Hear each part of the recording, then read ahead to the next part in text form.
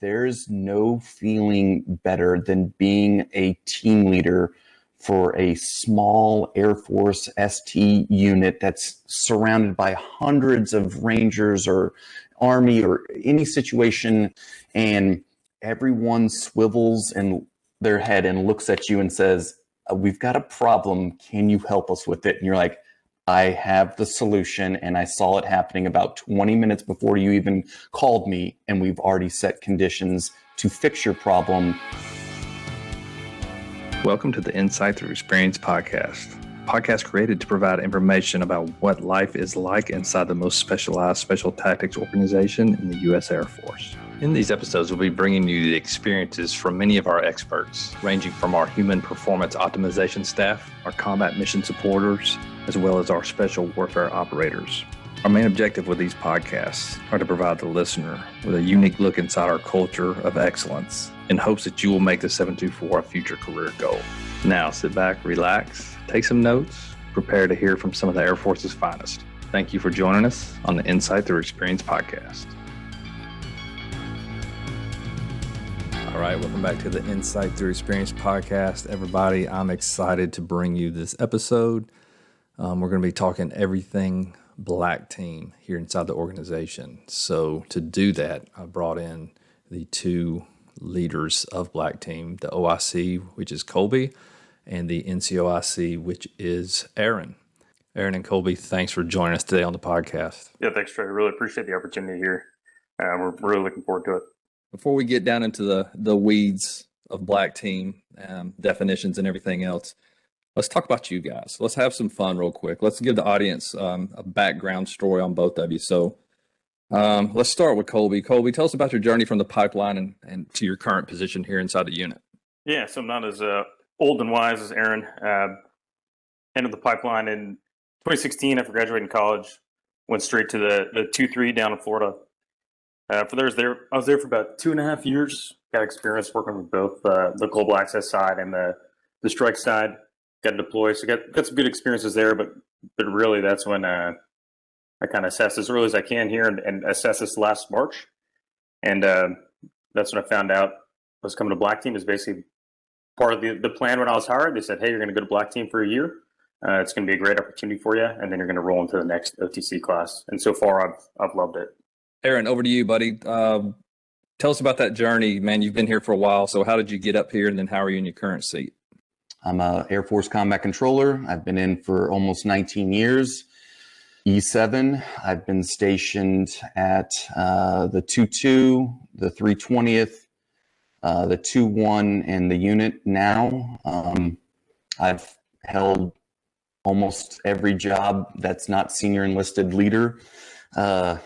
Stanaval multiple times, chief JTAC instructor, chief JTAC evaluator for a unit, current operations NCOIC, and been deployed a multitude of times, and many deploy for cause type deployments all over the globe. So that's kind of my story there. Yeah, good. So I don't want to lose our momentum here. So Aaron, I'm going to stick with you real quick. So being the selection guy that I am, I can't pass up the opportunity to ask you guys about your experience since I'm the guy that still runs it. So Aaron, I know it's been a while. Explain that experience as you remember it, because it's totally different now. If you saw the process now, man, it wouldn't look anything like what Colby went through, but explain that for the audience. Yeah, so I came to unit selection in September 2014, and it was hot that year. And I know Mr. Free remembers because he was gracious enough to bring us Gatorade packets for our jerry cans and a few other things. Man, unit selection, I know it's changed and it may not be perfectly relevant, but it's one of those things where even if you have a lot of life experience and a lot of selections you've been through and even comparable events, nothing prepares you for that just raw experience of being under the microscope. Under the microscope in the sense of not only your peers, but instructors, evaluators, psych docs, all of that. So advice, just have a game plan. And I remember I I packed my ruck that I knew I was going to walk for selection every Friday night when I was stationed in Okinawa, so that Saturday morning I could do a flight line ruck. And what I was going for was just trying to figure out the best way to pack my ruck. And it helped quite a bit. And there was an experience I remember being on the turf and where you're laying out all your gear to make sure you brought everything that was on the packing list. And you can see the dudes around you that are frustrated because their nice, smooth civvies are getting just thrown into a kit bag, right? And it's a chance for people to look at you, the individual, and see you not in a situation that is work related, right? How is this person going to react when they get cut over or cut off in traffic? Or how are they going to react when a teammate gives them some raw, straight feedback? How are you going to be when a sister service, a senior 05, asks you a really tough pointed question that you might not have the perfect textbook answer for? Selection makes me think about all of that. Just to level the bubbles with the audience, when Aaron came through and I asked him questions, compare this to the hardest thing you've ever done in your life, and a lot of guys were calling it a 9 out of 10 or a 10 out of 10, saying it's the hardest thing. Today, after we made all the adjustments, everybody's still saying the same thing. So the process is still incredibly hard. But the look that we got at Colby, I'm not saying we didn't get a good look at Aaron. We have a better understanding of what we're looking for now. So Colby, you got a really deep look last time. I'm going to ask you 2 questions. Why did you choose to uproot your life at the 2-3, to put in your application and try out for the 724, but also what was that experience like when you got up here?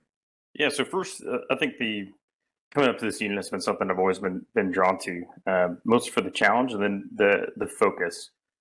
365, 24/7, we're mission focused here. And that's something that I appreciate and that I always want to be a part of. And then just as a leader, the opportunity to come and see all the things that the unit provides, the opportunity both to be on the cutting edge of tactics and then also the jointness, the interagency connections and partners, all that kind of stuff that we're able to learn from and grow from is something that drew me here, and I had my eye on for a while since I entered this career field. As far as selection goes, it's definitely, like you're saying, that that they're going to get a good look at you because there's nowhere to hide. And I think with resources like this podcast and other stuff, like it's what you guys are looking for is transparent in a good way, right? Like you still definitely don't know all the secrets when you come up here and go to selection, but you know what they're looking for, and you can prepare in the best way you can, knowing that at the end of the day, what you're being graded on and graded against is it's values. It's not how fast you are or how strong you are, although those help. It's ultimately who you are and how those abilities will translate to the questions like Aaron was talking about. So when you're getting forced to do something that you know is going to be hard, but is the right answer, or you're in a tough spot with somebody who might outrank you or is asking a lot from you, and you got to be able to think on your feet and formulate not only just an answer, but the right answer, because that's what's going to be demanded of you. Yeah, good. Colby, why did we pick you up? So I want to say I have no idea, but no, I think one thing I definitely knew going in was that I was pretty confident in who I was, and also knew that I couldn't change it. So I never tried to fake a personality or a style or whatever to see if this is the guy you're looking for. I just knew that if I presented the best version of myself, that was the best I can do. Definitely still was nervous with how things were going. I wasn't confident in my performance throughout. You're put in a lot of ambiguous situations that there really is no clear right answer. You don't know how you stand. I think that's by design. But I knew that I wasn't going to change myself. I just had to be a good version of who that was. And I think I really tried to be decisive. And that's something that, I didn't always have the best decisions. I know that for a fact. You get feedback on that pretty instantly. But in the void that happens of selections to where people are unsure, I didn't want to hesitate. I wanted to step up and make the best decision I could at that moment, and then try to keep moving forward from there. So I think those are probably two big reasons, at least from my perspective. Yeah, 100%. I hope everybody listens to that answer who are about to come up here now, because what Colby said, those are some of the answers. Just be yourself. The process is going to shake it out. You got to be yourself. All right, let's move on. Let's start diving into Black Team a little bit. The reason why we're here today. So this is probably a weird question, but imagine that you guys are standing up in front of a bunch of operators who are thinking about coming up here, and they're just looking for a definition of Black Team. What would you tell those guys in that moment? So what Black Team does is provide access for the command and for the unit.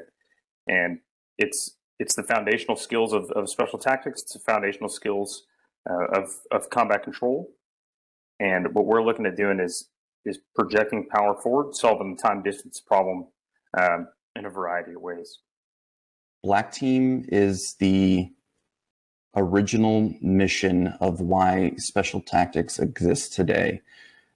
We are the center of excellence for all current, legacy, and emerging TTPs, tactics, techniques, and procedures for Assault Zone. The innovation and the units that we get to work with and the permissions that we're granted allow us to do a multitude of outside the box thinking to solve problems that get our nation where it needs to be to do the mission that has to be done.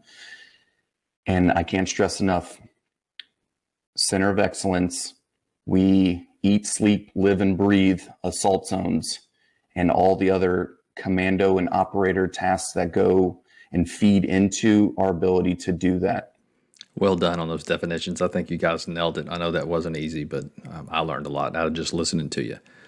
One thing that matters to most operators, as I've talked to them throughout my entire career, is impact. Like most of the guys that desire to come up to our place are wanting to make an impact. They want to know that what they do matters. If you could describe the impact in your own words to those who are thinking about possibly making Black Team a career choice, what would you tell them? Like Aaron said, we were doing the skill that was foundational to ST and what we're created for. And that's because the whole joint force needs it. And we're providing that capability in a way that nobody else does. And so as an individual operator, you are here, you get to be a part of that, not only with just how we've done it in the past, but developing new ways to do it in the future. This is a great place, like I said, the center of excellence, not only just in applying it now, but in pushing it forward into whatever the future of conflict looks like. And that's something that you really get to be a part of. And additionally, just as far as the individual operator goes, you get to become extremely proficient. It's mission focused, right? When we do assault zones, but it's very clear and very well defined.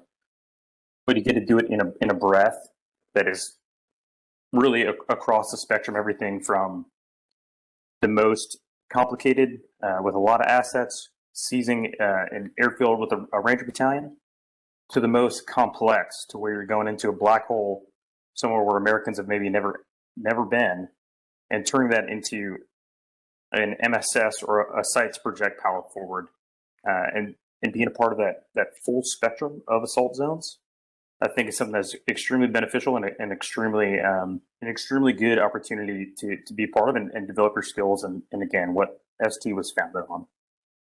Couldn't agree more. Let me jump in before Aaron gets in here. What I love about what you said and what it makes me pull back to from my experiences at the unit, all the TTPs that were developed 10 and 15 years ago is what all of ST are using now. But you know where those TTPs were invented? Right up in the compound with a couple of dudes that had a couple of freaking, SRFs in that got some equipment and said, let me go try this. All the TTPs that everybody's so accustomed to started inside that unit, and it was the freedom of just unleashing our operators and their problem-solving ability in those environments to figure out the best way. So anyway, I just want to throw that in there because it's been fun to watch this from inception to where we are now. All right, Aaron, over to you. What's that impact that guys can have by coming up and being a part of something like Black Team?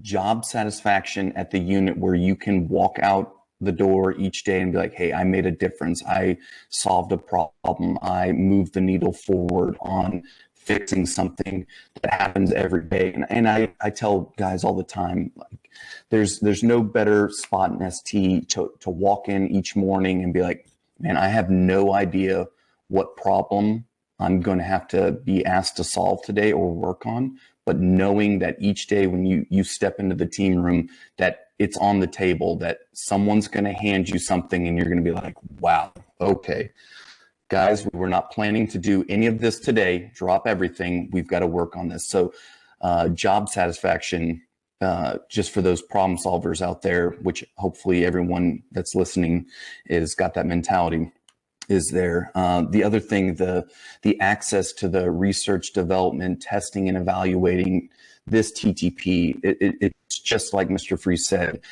You're sitting around the team room, you've talked about a problem, and then the good ideas just start coming out. And then you get some markers and you go to the marker board and you start developing it and saying, okay, let's shoot holes in what everyone else is doing. And it's a creative environment, and it's not constrained, right? And then those TTPs, we might keep going back to it a few times here, but for all the combat controllers out there that have read the latest edition of the DAFMAM 13217, there's a 12 line that's the new format for single period of darkness TAC LZ that has been in the playbook at the unit for decades now.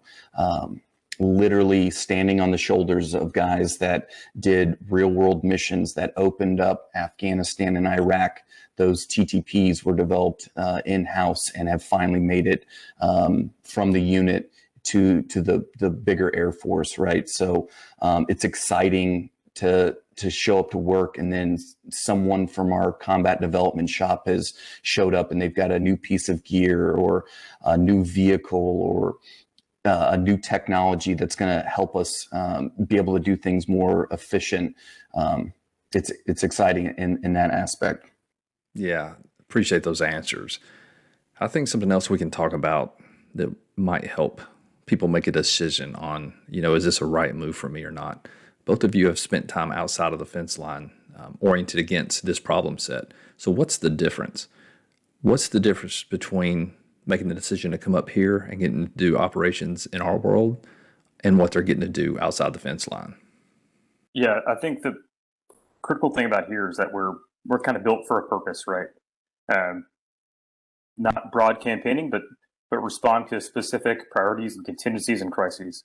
And with Black Team, what we're able to do is one, like Aaron was hitting on, we live at the friction point of where the planes meet the ground, and we can only have that freedom of maneuver, whether it's the single period of darkness, 12-line TAC LZ survey. We're able to do that because we live there, like he's saying, 365, 24/7, right where that problem sits.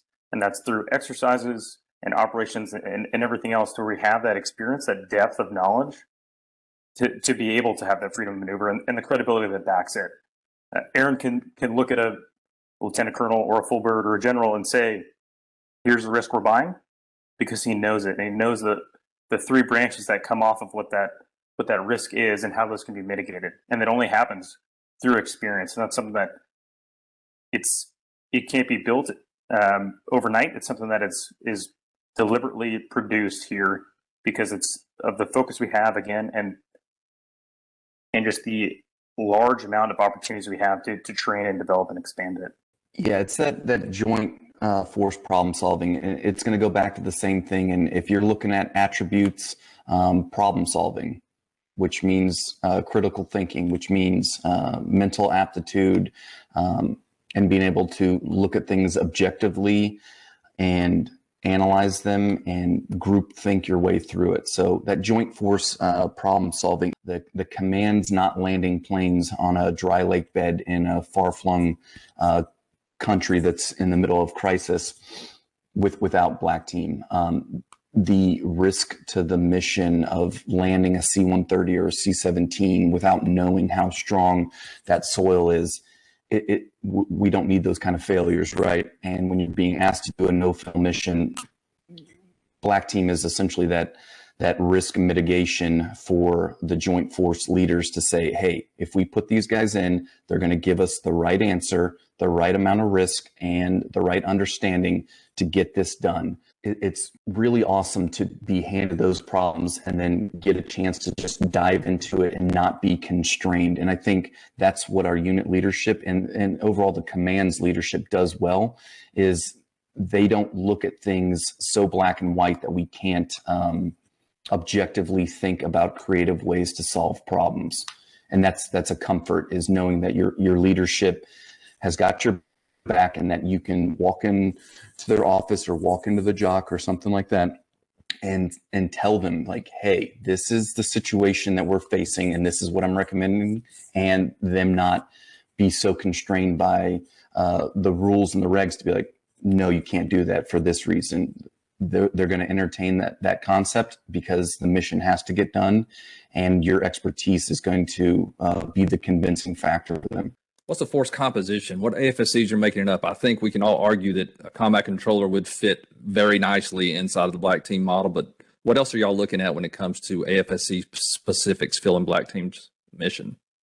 Yeah, obviously this is a very combat control intensive task, but what it also is it's a maneuver force on the ground, and we need all the capabilities inherent to that. So we have already on the team combat controllers, pararescuemen, EODs. We have an RTO or communicator, and to be frank, we need more of all of them. Everything that is inherent to the ability to shoot, move, communicate, we need on top of the specialty skills that special tactics provide. So we're really looking for everybody. Yeah, the AFSCs that we have, Colby already hit them up.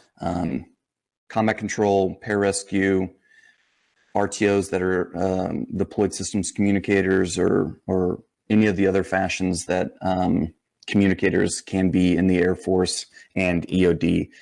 Just to highlight the EOD AFSC specifically, our EOD operators, one, they're cross-trained in a lot of CCT specific training that makes them a force multiplier on mission, but to their job, when you are asked to access a semi-improved or unimproved or even a prepared assault zone somewhere in the world, there's that risk that the enemy could have booby-trapped it, or that you need some very high-end explosive capability to remove obstacles or something like that. So that's how we utilize our EOD operators, is to be another further reduction in risk to the mission, to make sure that when we land planes and we have complex assault zone operations, FARPing, rearming happening, that everything is safe. Plus, they're getting some CCT skills. To the CCT side of the house, obviously, assault zone centric mission, you're asked to do your core skills. Pararescuemen, to what a PJ provides is just irreplaceable. The fact that you have a trauma medic on the mission with you is safety for the entire force that's going in to do the mission, and then the ability to keep others safe, or say there is some type of technical rescue that needs to be done on the assault zone that you're working, you have the exact right answer to solve that problem, and you can just send that PJ operator out there and get it. To the communicator AFSC, and just a little deeper into that, the future fight that our nation may be asked to do could be against a potential enemy that is just as capable, if not more capable, than us in the terms of cyber and comms. So our RTO isn't just a guy carrying a radio on his backpack and making sat shots. Our RTOs are asked to solve, also problem solving, some very tough communications problems in a very contested environment that only our guys can do. And I'll just leave it at that for the RTOs and the comms piece. Awesome. Let's move into some in the life of a Black Team person. if you will. So let's just imagine that I just arrived at Black Team. What can I look forward? What's my battle rhythm going to look like over the next few weeks, months, years? So what I'll start out by saying is that we're busy and we're getting busier. We have about 5 to 6 exercises in probably less than 5 to 6 months. We work for a lot of different people doing a lot of different things. And so in any given week, we're thinking about how we can split our team to go to 2 separate exercises or events and satisfy both. We are definitely still busy, especially when it comes to exercise with the joint force. Additionally, we're still obviously focused on just as a team, becoming more tactically sharp and focused, doing whether it's jump workups or shooting trips, all that kind of stuff. That's something that's going to be perpetually on our books. But the most important thing is that while we're doing all these exercises and team internal training, we are still 365, 24/7. Our bags are packed and we're ready to respond to any emerging priorities or challenges that the unit and the command face. And so we have a pretty unique posture in that we're able to satisfy both these exercises while still being ready to help when needed. And that's it definitely takes some bandwidth to be able to balance both. But at the same time, I think it's also, you get a lot of satisfaction from it of being always busy in training while always able to help when needed. Yeah, Colby hit on the big ones. I'll actually start with daily life. While we're doing this podcast, our guys are refining our alert pack out SOP today, as well as shooting at our indoor range. So the access to just normalized training is grab your rifle from the armory and go shoot today because we didn't have anything else on the schedule. So I would call that a pro, and that just goes into being an operator, kind of an operator first mentality. And the exercises that we're going to, they're not the same as like maybe a JSET or some other named exercises like an Emerald Warrior or something that you may have experienced in your career. I've mentioned problem solving, and that's going to continue to be a theme. Every exercise that we go on is generally focused on solving some type of detailed problem in a valid scenario towards current or emerging issues that our nation may be asked to figure out or operate in that environment. So the daily life can be predictable, but also it cannot be predictable as far as, hey, you thought you were going on this trip, but then another tasking came down and now we have to split our force and send the right people on the right exercise or the right mission. Nothing we can say on this podcast when we talk about these exercises can relay to the listener of how extensive and how exquisite these exercises are, and how the command spares no expense at getting these things so realistic that honestly, when I went to combat for the first time after doing these exercises, the combat seemed kind of melodramatic compared to what I had been in these exercises. But my best day as a controller, I was a team leader on an airfield. It was exfil time, so we had the flow coming in. We had 4 C-17s on the ground, had 3 C-130s on the ground. We had Rangers running everywhere, getting to their exfil points. And a thunderstorm moved overhead. And all of a sudden, we had all-stop aircraft are everywhere, starting to run out of fuel. Our tanker tracks are starting to disappear. And it was me and an ATC guy and TOC 1. 3 Air Force guys who had to solve this problem for the entire force on the ground. And that was the moment. That was the time that I had never felt better about being that combat controller. And I understood the value that we brought to the command better in that moment than ever before. And solving that problem was maybe one of my highlights of my entire career. So any thoughts? What's been y'all's best day so far? So I don't have nearly some of the experiences like that Aaron has for sure. But I think it really is just having, whether it's exercise or whatever, being in that position to where either you inherently see this problem beforehand because you're the only one who understands both sides of it, or you're directly asked with, hey, can we do this? And it's up to you, and you look back at your team and you say, well, what do we think?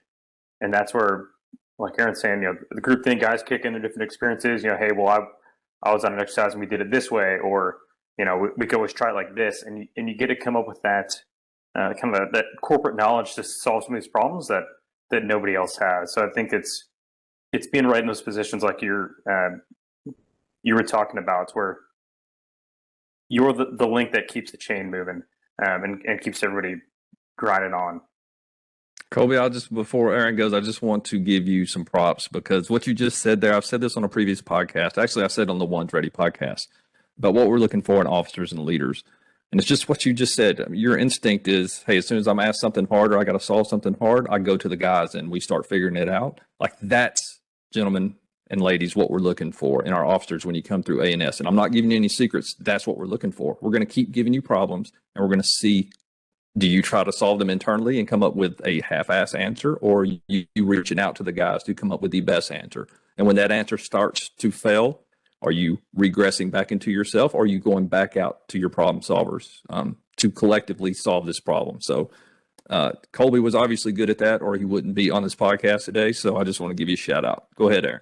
I'll just say real quick that, I mean, I think, I don't know if I can make it a day alone on block team without the experiences of the guys who are on it, because I've obviously been in this unit for a pretty short amount of time, and the amount of experience across this team, in whether it's the large exercises, operational, whatever, it's the center of excellence is truly that.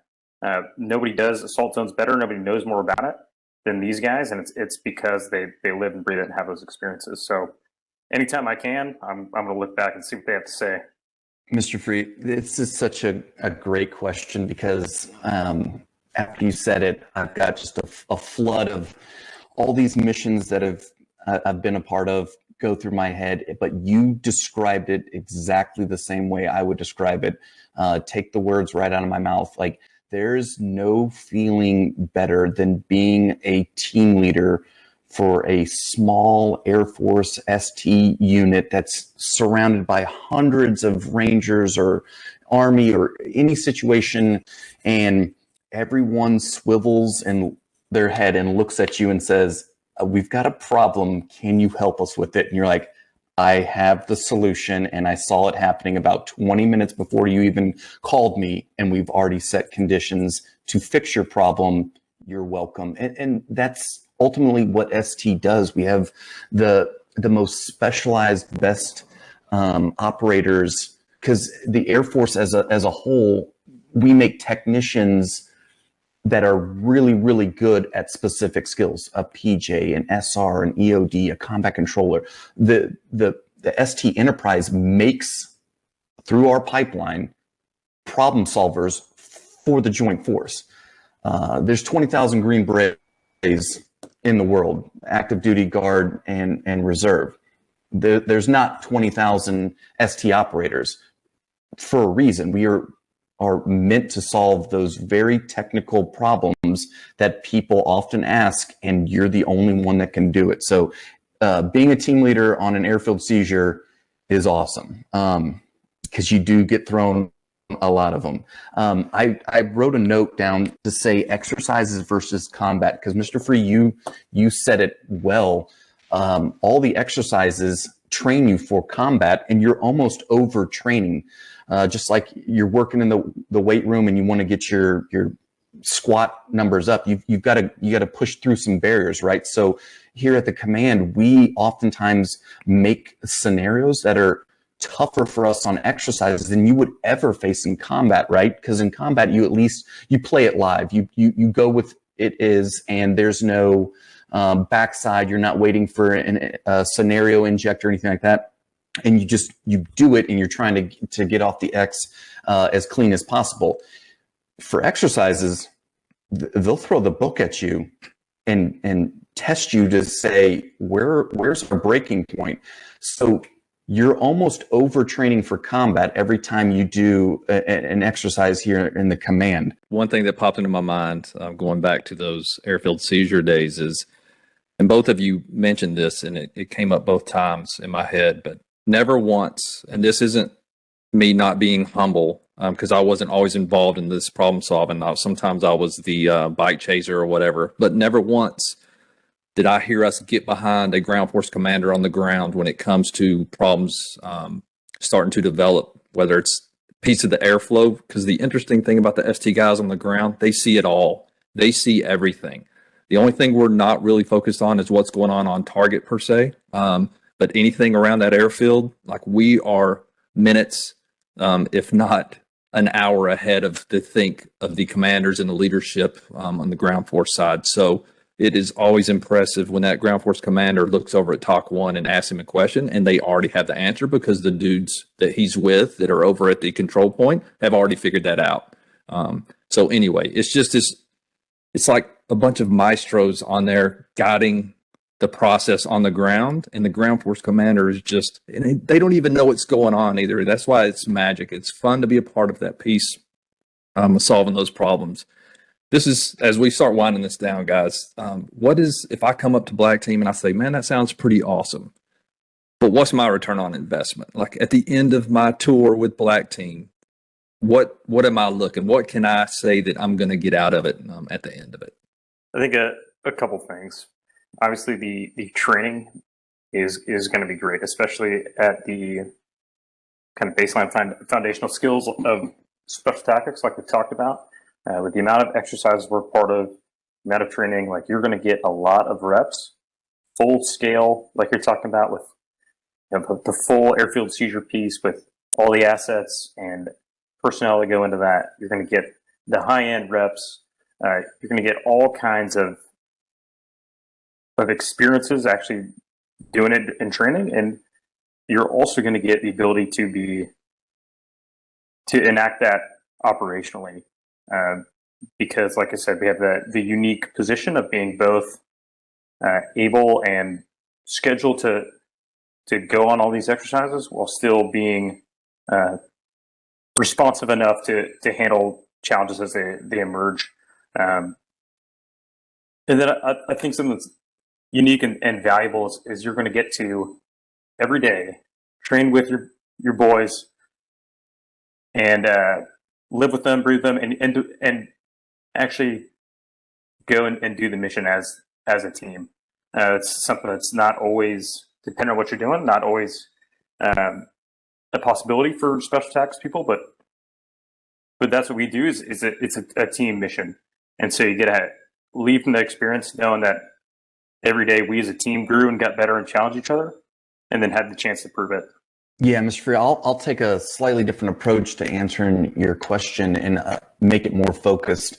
So Black Team just got 2 senior airmen from STTS, and they showed up to our team the first week of August. So they've been with us for only a handful of months now, but in that short time, they've already been on a jump workup and probably have about 50 MFF jumps, transition to our non-tactical parachuting system for added training benefit.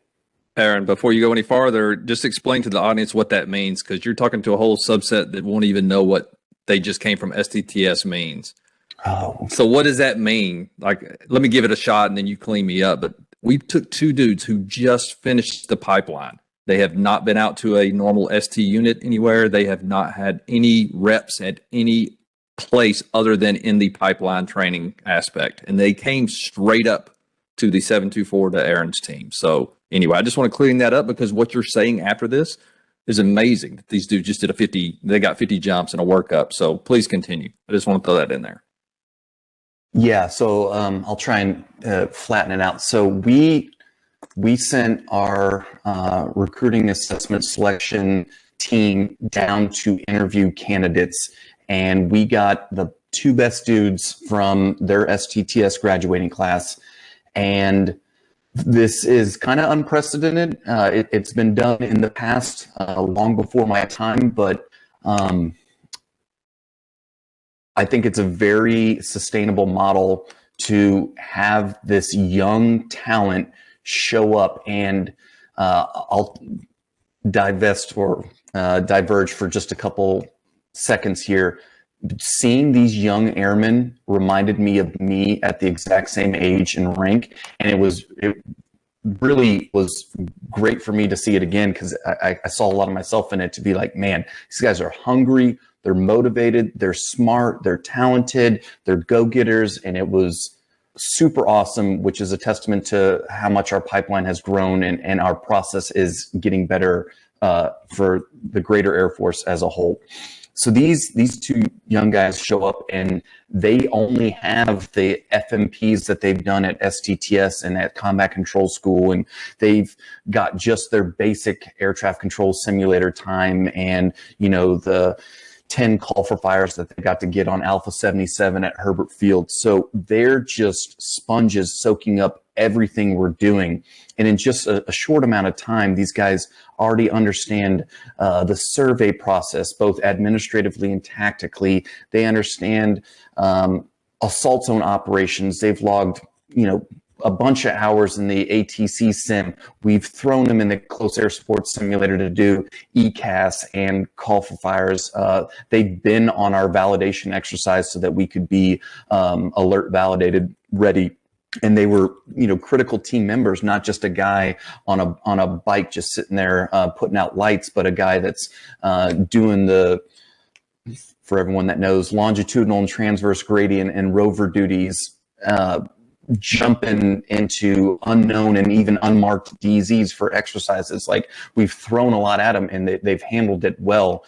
It's exciting just thinking about, I almost wish I had had that opportunity when I was in their shoes. They are getting some of the best reps 4 months after graduating the pipeline, and they're doing it live. And like the operators that those two guys will be 2 years, 4 years, 10 years from now, it's going to be impressive to see, and probably unprecedented as well. Man, awesome. And I love to hear that we're solving problems in different ways here. And what a cool way to just go down and grab two qualified guys and bring them up and train them and turn them into us our way. So I love it. But guys, what I want to know is, what did we leave on the table here that we need to get out to the audience? What didn't I ask you that I should have? What are some thoughts that you have as we start closing this out? So I think we hit everything pretty well.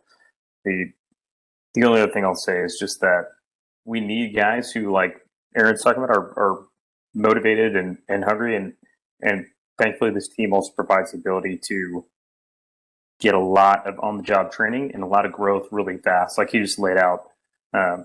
So if anybody's interested, I think it's a tremendous opportunity, one that I definitely didn't plan for when I was coming to assess for the unit, but I'm incredibly grateful and happy that I've had. So I'll recommend it to anybody, to officer, combat control, PJ, EOD, anybody. I think it's a great opportunity, and you're going to leave a better operator and better at the skills that special tactics provides. I think we covered a lot, just definitely because I'm a talker and I'm pretty passionate about all this. So I could talk about this all day, and especially to the guys here. I think we covered some of the, if you're a younger guy, what you can expect. Colby just said it as well.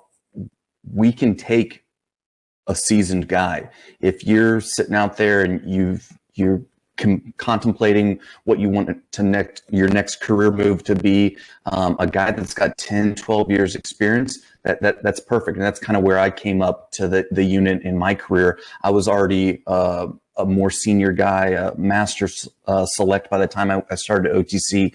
So there's value if you've done a lot in your career already and want to keep operationally working and challenging yourself and growing and getting a variety of other opportunities that you may not be able to get from the rest of the ST enterprise. Like, we've got a place for you as well. So both young, middle, and senior guys, welcome, apply, and you would be value added, I'm sure. I touched on the professional opportunities, but I'll say it one more time. There's opportunities that the command can give you that you just can't get anywhere else. So if you have aspirations of being a advanced free fall instructor qualified, or military tandem bundle, or any of the many other exotic quals that we are afforded in the command, like this is the unit that can help get you to those professional goals you might have. Touch on the personal. We didn't say it much, but life here in Southern Pines isn't too bad.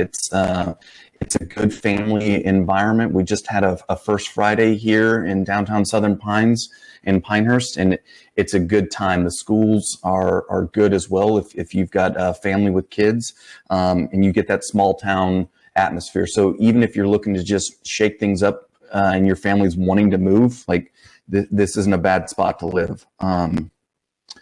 The growth opportunities professionally, if you feel like you might be stuck in a rut at your unit or in the 720th or 24 SAL, there's opportunities for all of it. So even if you just came to Black Team and wanted to do 4 years and then move on to something else, like we have work for all of that. Stanaval, WEPTAC, our combat development division, all of it can be opened up to you once you make it into the unit. And just, I'm going to hammer home this final point, that variety. If you feel like you're doing the same thing and seeing the same 3 or 4 Air Force emails a week where you're at, that's not the case here. We have a lot of different problems to solve, a variety of missions and tasks to keep everyone engaged, and there will be more work than you can handle. I jokingly say each day I've got a list of the things I want to get done at the end of the day, and I'll get like 2 out of 7 of them done because I have other problems to solve, and then those get just added to the list for the next day. So there's plenty of work to go around. Keep you gainfully employed, and your family will have a good time here in Southern Pines. Guys, I have thoroughly enjoyed this. This is going to be fun to edit and get out there to the public. I appreciate you guys coming on. Yeah, thanks, Trey. We really appreciate having the chance to talk about Black Team and kind of the growth that it's experiencing right now. So thanks again. Super glad that you thought of us to bring us on here and do this podcast. If you are a young, talented, motivated guy, train hard, monitor your priorities of work, and put your package in. The unit definitely has plenty of work for you.